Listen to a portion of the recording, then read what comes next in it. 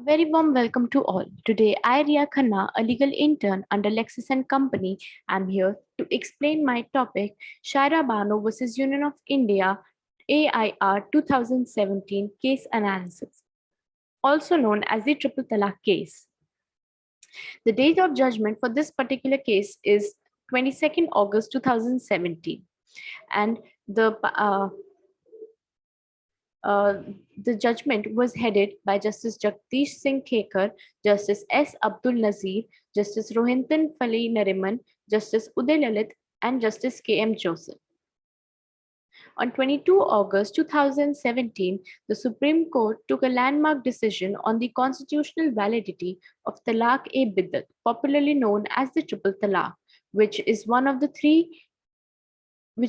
three male initiated divorce in the Muslim community. The other two being Talaq Ehsan and Talaq Hassan. As the name suggests, in this form of divorce, where a Muslim man can instantly divorce his wife after repeating the word talaq in one sitting without any state intervention. Here, the means of communication could be in any form, written, oral, or even electronic, which further enhances a woman's vulnerability in this arbitrary and unilateral divorce. This controversial custom gives that it is an intersection between the gender identity and community has unsurprisingly left Muslim women prone to abuse in a morbid state, especially given the socio-economic aspect where most of the women are financially dependent on their spouse. And the added fear of this whimsical divorce leaves many cases of marital abuse unreported. Thus, because of the pressing need to address the above issue, the Supreme Court, in the case of Shaira Bano versus Union of India, declared this custom unconstitutional by a majority of 3:2 ratio. This ultimately will have a ripple effect on various aspects of the constitutional law, especially in the context of fundamental rights and its relation with the personal laws of the country, which also having an impact on the social aspect of gender justice, which unfortunately the judgment does not discuss in detail, as it mainly focuses on the validity of triple talaq in context to marriage as an institution. Now, let us understand the background of this case. It is important to note that triple talaq does not hold valid in all Muslim school of thought, but only the Hanafi school of Sunni sect regarded it lawful act, although sinful. In the case of Sarabai versus Rabibai, 5 years before the Muslim Personal Law Shariat Act 1937, the court held that it is a good law but bad in ideology. However, the first time a concern regarding this custom was raised by Justice Krishna Iyer in the Kerala High Court. Subsequently, Justice Bahrul Islam in two Guwahati High Court judgments rejected the proposition that even if triple talaq was theoretically sound, it was legally valid. For the next 2 decades, there were different judgments which came out for and against this custom. One of the most significant being Shameen Aru versus State of Uttar Pradesh, where the conditions for a valid talaq were mentioned. Although it did not deal with the triple talaq directly, it however did spark a discussion of what counts as a valid talaq. This case was further used as a binding precedent later on as to why triple talaq is invalid. Finally, in 2015, a suo motu writ petition was filed when two Supreme Court judges realized the urgency of it while dealing with Hindu women's rights to co-partnership property.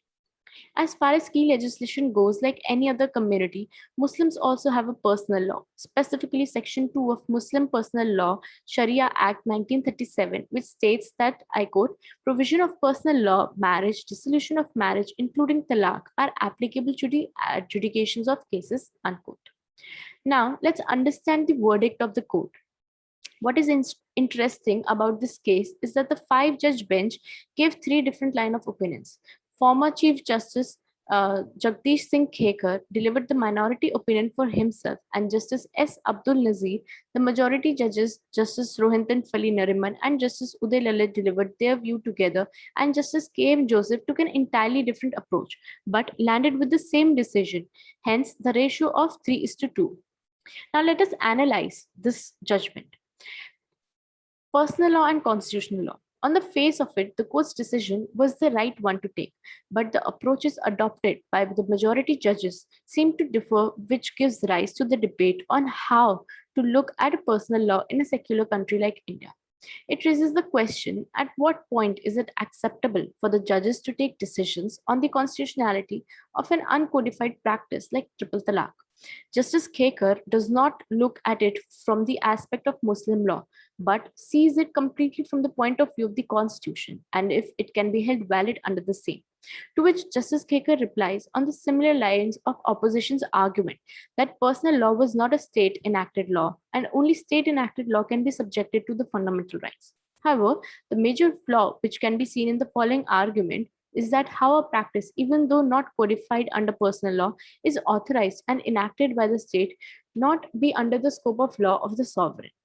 Now, looking at Justice Nariman's argument, we find that he does consider triple talaq to be law in force as per Article 13, with a very reasonable argument that since Section 2 of Muslim Personal Law Shariat Act 1937 gives talaq in general authority, so it automatically comes under the supervision of the state law. Thus, the obvious question that comes before us here is, are any relevant fundamental rights being violated, specifically Article 14 and 15, which cover the right to equality? Or can it be saved by fundamental rights like right to religion, that is Article 25? That is all for this video. Thank you so much. We shall be continuing this case analysis in the next video. Thank you.